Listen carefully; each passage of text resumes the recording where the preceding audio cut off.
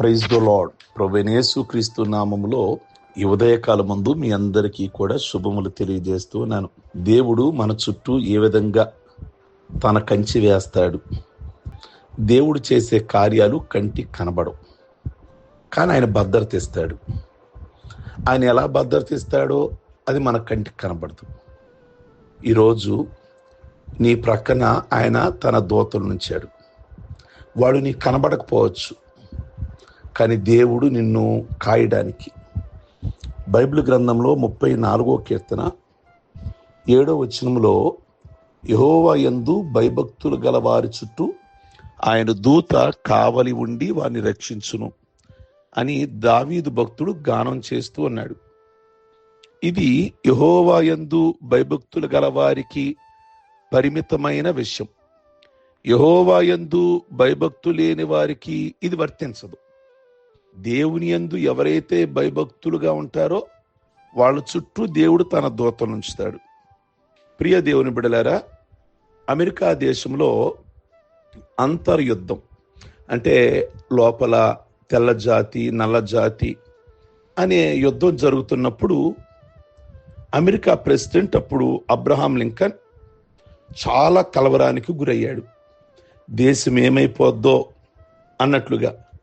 ఆయన ఎక్కువగానట ఈ అధ్యాయాన్ని తరచూ చదువుతూ ఉండేవాడని చాలా మంది చెప్తారు. ఆయన పొడవైన వేళ్ళు ఈ అధ్యాయాన్ని స్మరిస్తూ ఉండేవాడని తెలుస్తుంది. ఆయన ఆఫీసులో ఒక బైబిల్ ఉండేదట. ఆ బైబిల్ అంతటిలో ఈ అధ్యాయమే అంటే కీర్తన గ్రంథం 34వ అధ్యాయమే ఎక్కువగా మాసినట్లు నలిగినట్లు ఎక్కువగా వాడిన ఛాయలు కనిపిస్తూ ఉంటాయట.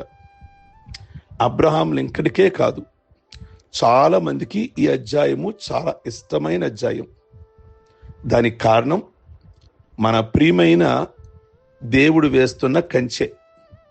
ఆయన పిల్లలకు చేయబడి ఆయన సిద్ధపరిచిన వాగ్దానము ఇందులో ముద్రించబడింది. తన పిల్లల చుట్టూరా ఆయన తన దూతలను కాపుదలుగా ఉంచాడు.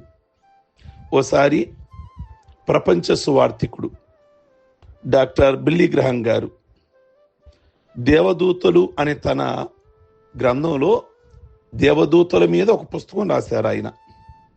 ప్రియ దేవుని బిడ్డలారా, దేవదూతలు విశ్వాసును కాపాడతారు అని వ్రాస్తూ ఆయన ఒక జరిగిన సంఘటనని వ్రాస్తారు. ప్రపంచ సువార్థికుడైన బిల్లీ గ్రహం గారు జాన్ పేటన్ అనే ఒక మిషనరీ ఆయన ఒక ప్రాంతంలో అంటే ఒక దీవుల్లో సేవ చేస్తూ ఉంటాడు. అయితే ఒక రాత్రి హెడ్డిసన్ అనే దీవుల్లో ఆయన ఉన్నప్పుడు ఆయన ఒక అడవులలో, అదొక ద్వీపం, ఆటవికులు అంటే ఆ గిరిజనులు అక్కడ వాళ్ళు ఈ మిషనరీ ఇంటిని అంటే మిషనరీ అంటే దేవుని సేవ కొరకై ఆ అడవికి లేదా ఆ ప్రాంతానికి పంపబడిన వాడు ఆ ప్రాంతంలో సేవ చేస్తూ ఉన్నాడు. ఈ తెగళ్ళవారు, గిరిజన తెగలవారు, ట్రైబుల్స్ అలాంటి వాళ్ళు ఈ మిషనరీ ఇంటిని ముట్టడించారు రాత్రిపూట. అయితే ఈ పేటన్ దంపతులను చంపాలని వారు వచ్చారు. ఆయన భార్య ఈయన రాత్రంతా ప్రార్థిస్తారు. అదో భయంకరమైన రాత్రి. అక్కడ వీళ్ళకి వాళ్ళ భాష వీళ్ళకి రాదు, వీళ్ళ భాష వాళ్ళకి రాదు. వాళ్ళు మృగాల్లాగా ఉంటారు, ఆటవికులు. మమ్మల్ని కాపాడు అంటూ దేవునికి వారు మొరపెడుతూ వచ్చారు. తెల్లవారింది. వచ్చిన వారందరూ జారుకున్నారు. అక్కడ ఒక్కళ్ళ లేరు. దేవుడు అనుగ్రహించిన సంరక్షణకు ఈ భార్యాభర్తలు ఇద్దరు సేవకులు దేవునికి కృతజ్ఞతలు తెలియజేస్తారు. ఓ సంవత్సరం ఇలాగే దొర్లిపోయింది. అయితే ఆటవిక జాతిలో ఆ అడవిలో ఒక నాయకుడు యేసుక్రీస్తుని నమ్ముకున్నాడు.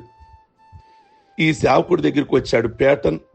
అతను పోయిన లాస్ట్ ఇయర్ మా ఇంటిని తగలబెడదామని, మమ్మల్ని చంపేద్దామని మా భార్య భర్తలని వచ్చావు కదా, నువ్వు ఎలా మారావు అని అడిగితే అతను చెప్తాడు, మరి మమ్మల్ని చంపడానికి వచ్చావు కదా, ఆ రాత్రి చంపకుండా మా ఇల్లు తగలబెట్టకుండా ఎందుకు వెళ్ళిపోయావు అని ఈ సేవకుడు పేటన్ అడుగుతాడు.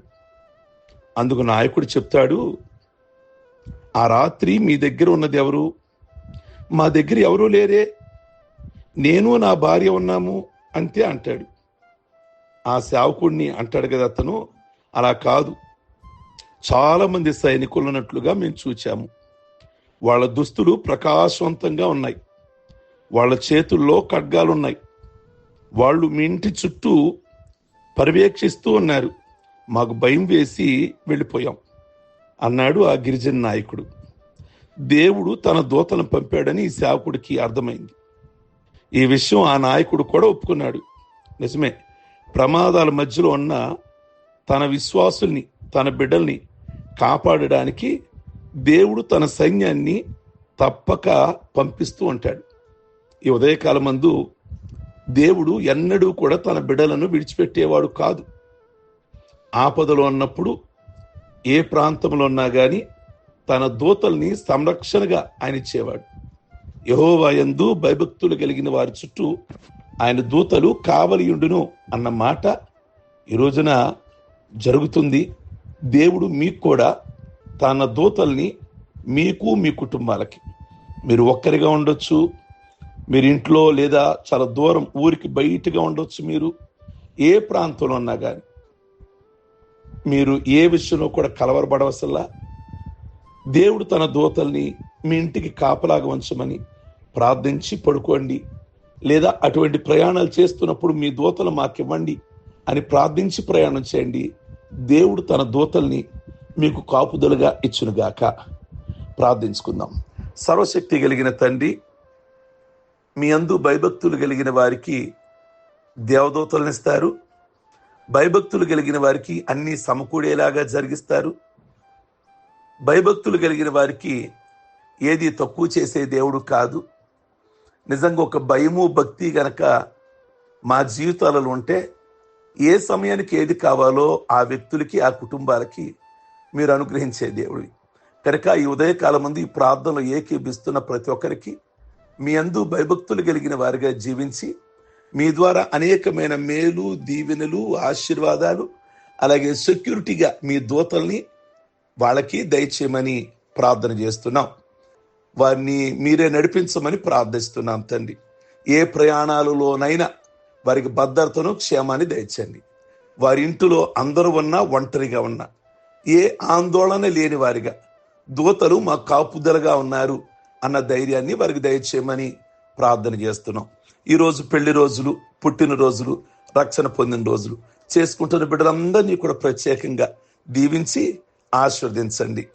ప్రతి ఒక్క విషయంలో కూడా వారి అవసరతలన్నీ కూడా మీ నామములో తీర్చమని యేసు పరిశుద్ధ నామములో అడుగుచున్నాం తండ్రి. ఆమేన్. God bless you. మీ అందరికీ ఉదయకాలమందు